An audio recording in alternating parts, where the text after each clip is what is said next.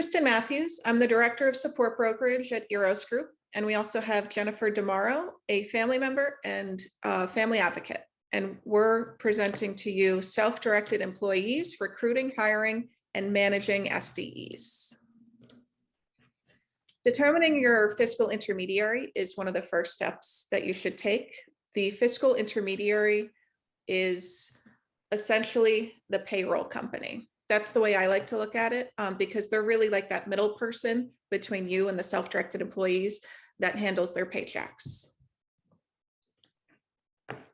Here's a brief overview of the two different types of FIs that are offered in New Jersey. We have Easter Seals and we have public partnership.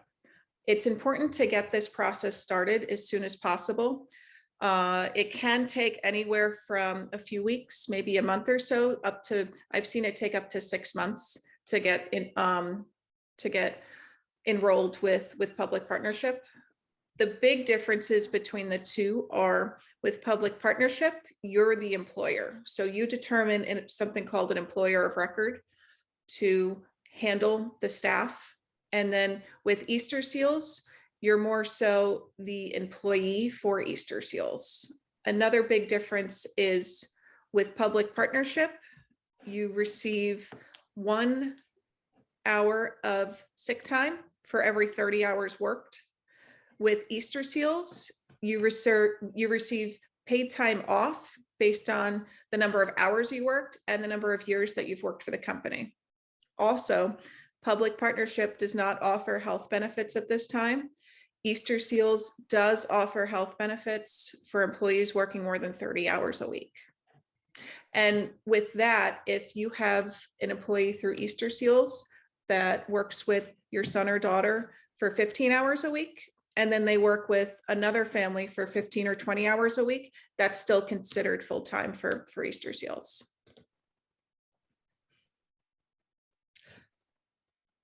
Jennifer, do you want to touch base?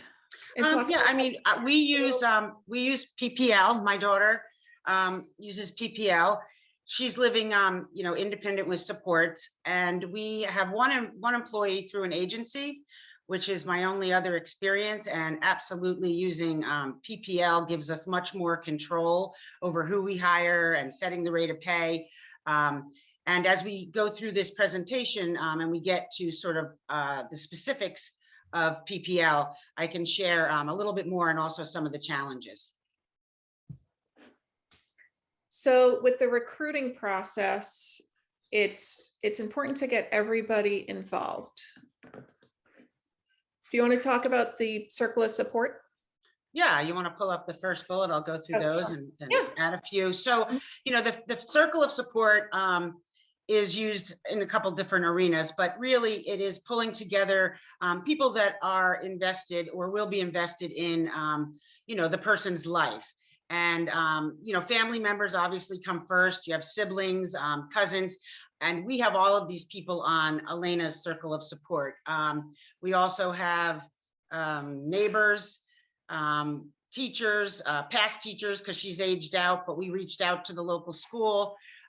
Family friends are definitely people that we brought in, people that know her and have a relationship with her. We also, it's not on the slide, but we also reached out to town leaders, the police department, the town council. The motive really there was so that they would also be aware that Elena is living in their community, and it's a vehicle for connecting her to some of those things in the community. Plus, they're good. They have their sort of finger on the pulse, so we can also learn a lot from them about other potential people that might be a support to Elena. Mm-hmm. That networking. Mm-hmm. So flyers are a good place to start. There's a few different ways that you can look for a staff person, but flyers is an inexpensive way to start. Developing one flyer to post in various different areas, libraries, coffee shops, churches, grocery stores. All of these places typically will have some sort of bulletin board where they advertise businesses. I would suggest, if possible, to create a QR code so people can just scan it, or you can do the old fashioned of the picking the phone numbers off the bottom. You do need to ask permission in posting on bulletin boards. It varies by the location. Typically, these places, especially churches and grocery stores, will let you post flyers, but not every place does, and you really need to ask permission. Local colleges is another place. They've actually transferred a lot of the things that would be on a bulletin board onto a website called Handshake, where it's specifically for students and it goes by the college. And it's a good platform to post on as well. So putting together the job description is important before hiring the staff person. So then you can get a good idea of the specifics on what the tasks that you'd like the staff person to do. If your son or daughter likes working with animals, if they have pets, if they've always wanted pets, maybe it would be a good idea to look into some volunteer work at an animal shelter or walking some neighbors' dogs, things like that. And that would be something for you to talk with the possible candidates about as well, but we'll get into that down the road. If your son or daughter really enjoys exercising, if they like going for walks, if they would like to go to the gym, if they like swimming, if they like skiing, if they play tennis, any sports, to get those specifics down on paper. Gardening, a lot of local towns will have community gardens where you can purchase a small section and you can have your own little garden there and plant vegetables and flowers and whatever you'd like. If they're interested in helping out their community, working at the food pantry or the soup kitchen. So of course, everybody likes going out to eat for the most part, but it does get a little expensive.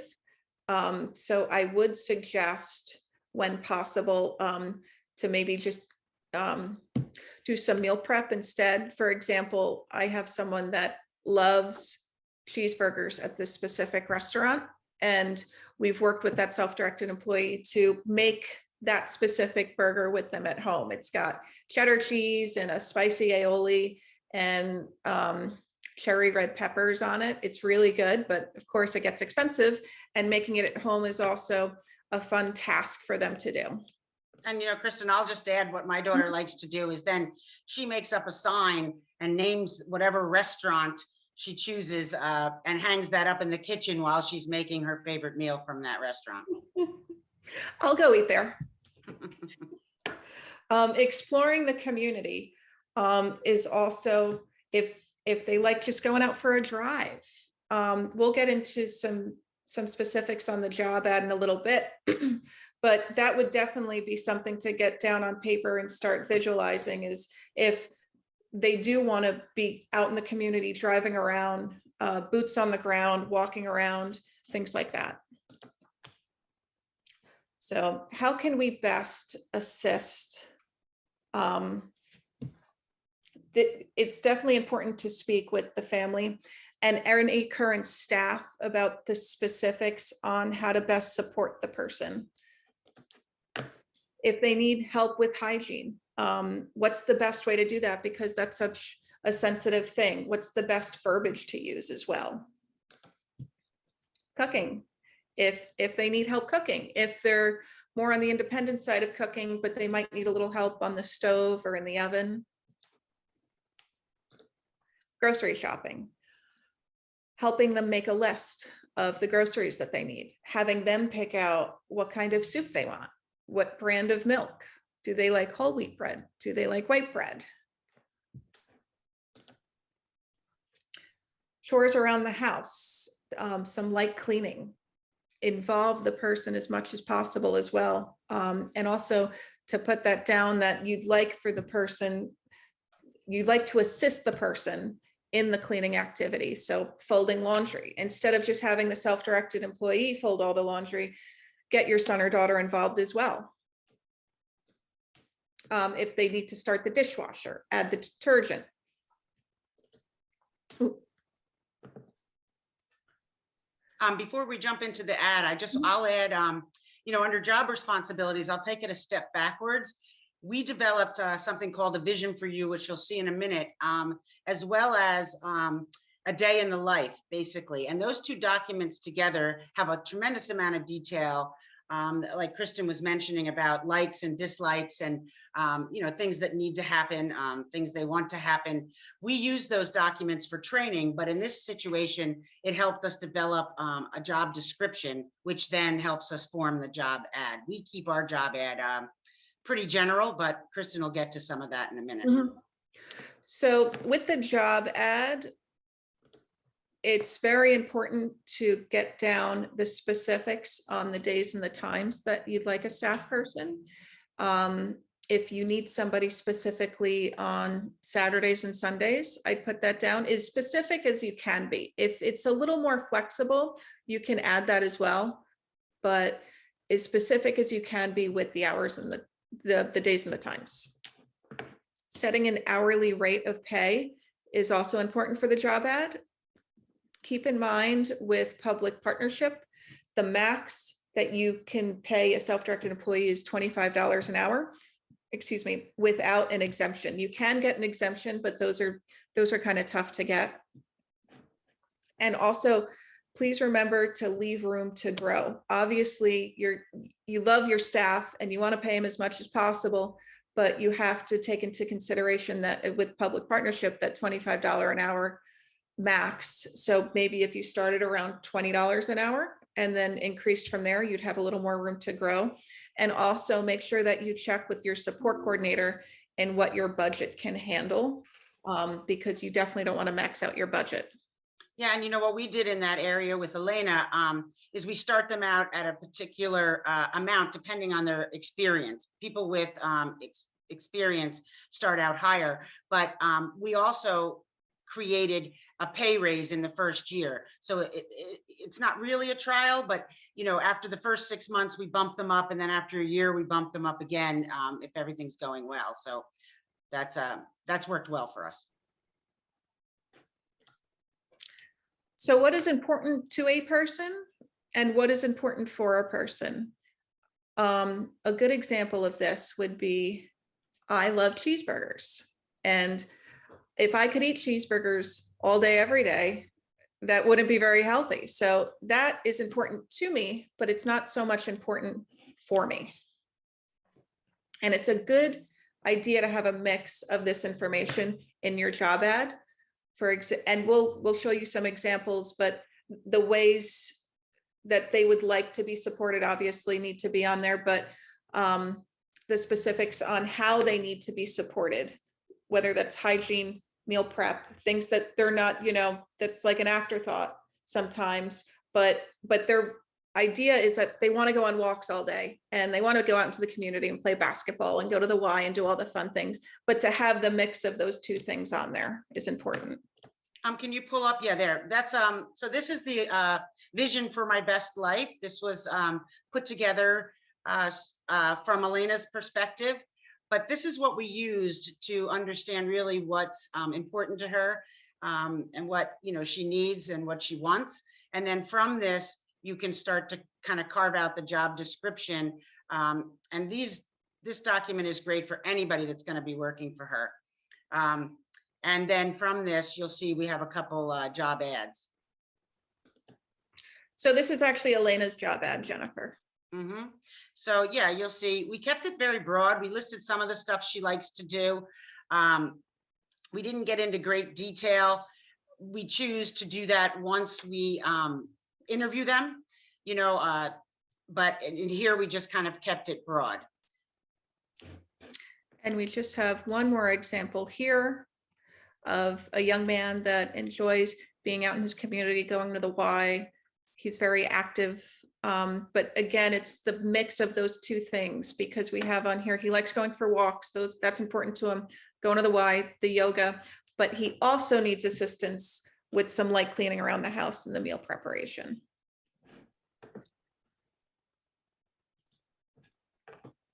Screening resumes. I really like to look for things in common. For example, with that last job ad that we had up, I like to ask if they do like going out into the community, playing sports, if they're okay going to the gym, doing yoga.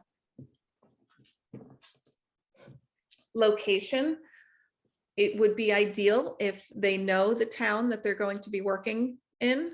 But also to make sure that they're within 30 minutes of the person. That way, if it snows, if there's bad weather, there's still a good chance that they'll be able to make it to work.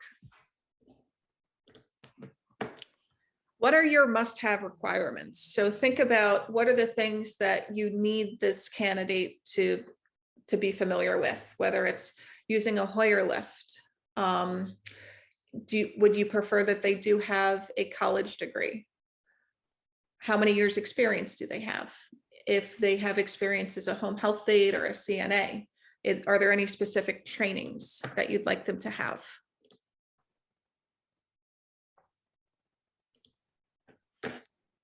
So for the phone interviews, it's a good thing to keep in mind. If you wouldn't ask the question at a cocktail party, don't ask it in a phone interview. Asking the same questions to all of your candidates is very helpful. That way you can get a good read to determine the difference between the candidates. Some suggestions would be to ask how many years of experience do they have, what town they currently live in, so you can determine how long it's going to take them to get there, and with the snow and all of that. Are they currently working right now? Where are they working? What is their schedule like?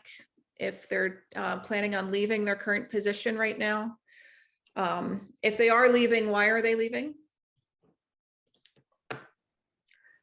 I like asking the same questions 2 or 3 times in an interview to get people talking as much as possible. For example, I'll ask the candidate, tell me about your job history, and they'll tell me all the different places they worked and what they did there.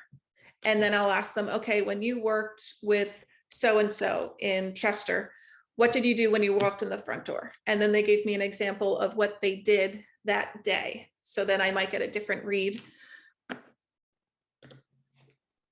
Remember that you're in control of the conversation. I used to get a little flustered sometimes in a phone interview and lose my place. And I would simply just say, hold on a minute, I'm taking some notes. And just to give myself a little bit of a pause. So also, I just want to touch base on the things that I would suggest not talking about in a phone interview. We can't ask specifically how old someone is. These are those cocktail party questions. So we can't ask how old someone is, their gender, if they have any children, their religion, political views.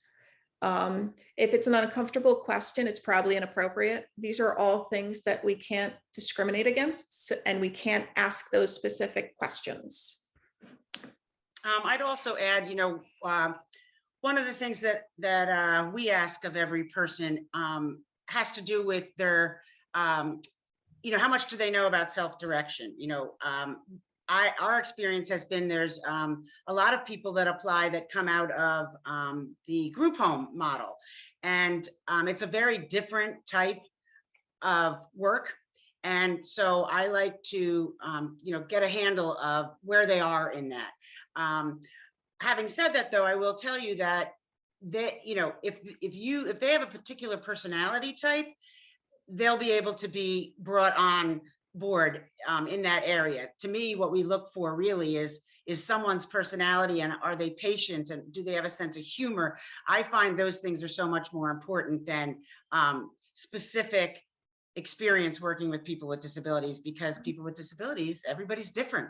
It's not cookie cutter, The other thing that's important to my daughter is you don't ask what someone's religious beliefs are, but my daughter has a deep faith, and one of the things that's important to her is that her support people engage with her, with whether that's helping her read something or saying a prayer. So, you know, we like to find out their comfort level with that as well.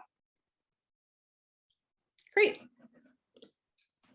Do you also want to talk about the hiring with the meet and greet? Yeah, before I talk about the specific of the hiring, I will say that a lot of this takes a lot of time. And as we get into the employee of record, you'll even see how much more time it takes. And that usually falls obviously on the family members. I have found that my daughter made a decision along with us to use money in the budget to hire Eiros, which is the support brokerage where Kristen is from. They assist us in all of these areas, and that has made a huge difference in the process being streamlined, about stress levels, you know, you know, that's a real critical component, and I don't want this to go by without saying that. Having said that, one of the things that we learned in the hiring practice was after the phone interview, they would do a meet and greet. And I found that my daughter, when they came for a meet and greet, in her mind, they were already hired. So it was hard if we didn't hire them. She wasn't sure where they went and what happened to them. So I would meet that person in person myself beforehand, before bringing her to her. It was almost like after, you know, we had kind of covered all the areas, then we would bring them to Elena to interview. And Elena has all her questions, you know, and she interviews them, which is awesome. So, but that's something we learned through this process. Great. So an offer letter is not something that's a requirement, but it is very helpful down the road to have. I don't want to call it a contract. It's a piece of paper that states their job responsibilities in detail. So that way, the offer letter is really so there's no confusion down the road with these details of what the job entails. If it's going out into the community, do they need a reliable vehicle for transportation? Definitely have that in the offer letter. And that's something also I would suggest talking about in the phone interviews during that interview process, but making sure they've got the reliable vehicle for transportation, as well as a valid driver's license that's not expired. If you would like for the self-directed employee to assist in taking them to do some volunteer work, where you would like that to be. If the person needs help finding that volunteer work, if they need help with meal prep, if they need help cooking, if they need help with hygiene, things like that. The schedule is also a good idea to put on that offer letter. Even if you don't have specific hours, to at least do days, but as specific as possible is great. Holidays is another thing. Will they be able to take the day off when there's a holiday, or do you need them to be with your son or daughter even on holidays? We had a situation this past Christmas that the person who lived in his own home was going to be going to his family's on Christmas Day, but he was going to be in his own home Christmas Eve, and he needed staff. The rate of pay is a big one that I would suggest putting in the offer letter.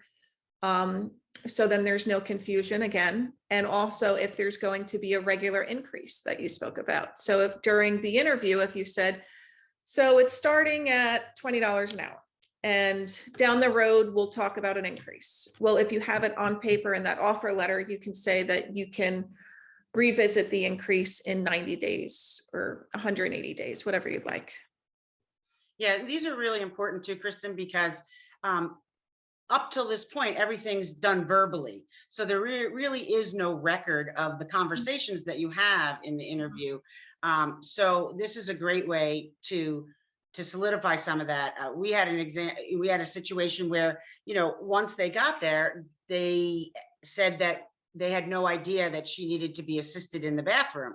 And, you know, it's those kind of hygiene, some of the more sensitive issues that it's important to put in there. Yes, and then having them sign it, for everybody involved to sign it. and then put it away for if you need it later on. So what you will need for onboarding a public partnership.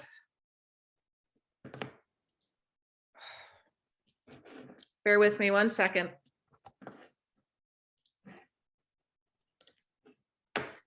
So this is all of the information that the employer of record will need for onboarding a self-directed employee through public partnership. These last three are for something called the I-9, which is for, it's a requirement, but some of these can be replaced with other documentation. I put these on here because these are traditionally the documents that everybody has. And also the employer of record is responsible for physically seeing these documents, the driver's license and the social security card.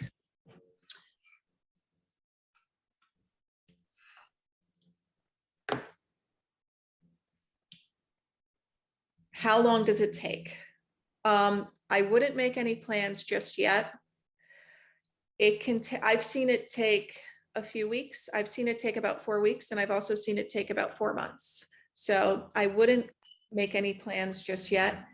Also keep in mind, even if they are a current public partnership employee, they still need to go through all of these hoops again.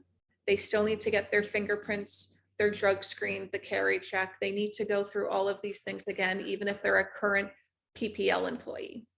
And, you know, Kristen, I'll add, that's some of the frustrations that we've had, is how long the process takes. Because, you know, you're looking for someone because obviously you're really in need of finding a support person.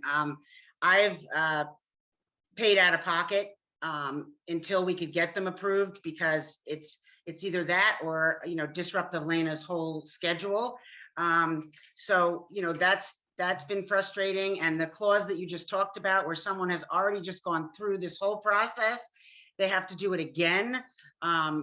It, you know, seems silly to me, especially with modern technology, but hey, you know, but these are and I understand it's a relatively new thing that's happening. And I will say that the state has been very receptive to us suggesting challenges and solutions, but I do hope they make it a little bit more streamlined. And also, it's very difficult for some of the support people to do the process themselves. Some of them have needed a lot of hand-holding. I have not personally done it because I'm not an employee, but Eiros, again, the support brokerage agency, has saved our life in these areas, and they have, you know, really walked alongside some of these people in that process, because it can get very complicated, and they can help expedite it. We try. So when the billable rate sheet is complete, the self-directed employee can begin. That is one of the final stages, but always, always, always check with your support coordinator to confirm they've been added to your plan before having the self-directed employee begin. Managing self-directed employees. So the EOR is the employer of record. They are, for public partnership, they are responsible for approving timesheets every 2 weeks. So that's confirming that the self-directed employee worked the days they said they worked. And also they take some notes as well, and confirming that those notes are accurate. The employer of record is also responsible for keeping up-to-date HR records and a policy and procedure manual, because again, remember that they are the employer. Remembering special events. Everybody likes being told happy birthday on their birthday. Also remembering any anniversaries, the anniversary of when they first started working. It's important to have clear communication with all of your staff. Some people like keeping a logbook. We have some people that like using a group chat or a very long email that they go back and forth with, so everyone's up to date on all of the things going on. Make reasonable requests. You wouldn't want to ask a self-directed employee to clean your bedroom, your son or daughter's bedroom, the other son or daughter's bedroom, clean the kitchen top to bottom every single day. You want to make your self-directed employees happy. You want to keep them happy and have them coming back to work and excited to come back to work. And if they're scrubbing toilets 3 times a day, and they're not being spoken to in a nice way, things like that, just making reasonable requests. Yeah, and I'll add, Elena lives independent with support, so thank God there's no chance of my husband's underwear having to be washed. But what we do, because it's more than one support person, obviously she has a team of 5. We came up with shared staff responsibilities, and each staff is sort of the leader on an area. It doesn't mean they only have to do that, but we're hoping that they kind of come together and work as a team just to ensure that everything happens that Elena needs, and that things get done, nothing falls through the cracks. And that's absolutely reasonable as well. And it's also down on paper, which is a big thing. Scheduling, the employer of record is responsible for doing the scheduling for their staff as well. And we also suggest having a per diem person as a backup. For example, if someone wants to take a holiday, if they want to go away for a few days, to have a per diem person as a backup is a great idea. So then you do have that person in your back pocket that can come in and work. And I think that's all we have today. Thank you so much. Kristen, if you don't mind, I'm just going to add, how we deal with this with the employee of record is my husband and I split these responsibilities along with the assistance from Eiros. Like, for instance, Eiros helps us with scheduling and finding, people and helping us develop the communication stuff we were just talking about, like with staff responsibilities. But it's a lot, unfortunately, this system of self-direction still falls predominantly on the families. And it's a lot sometimes, it just really is. And, it's not when you're actually being like an HR person, which is a skill set. There's people with college degrees that do HR. And in this situation, the average parent is expected to do it. So, and there's not a whole lot of training beforehand on that. So, it's the devil's in the detail. And again, we rely on our support brokerage. We rely on Eiros to really help us and to answer questions so that we don't mess this up. Thank you. We're here if you have any other questions, and also any of the slides, any of the documentation that we showed would also be available if you'd like it as well. Good luck.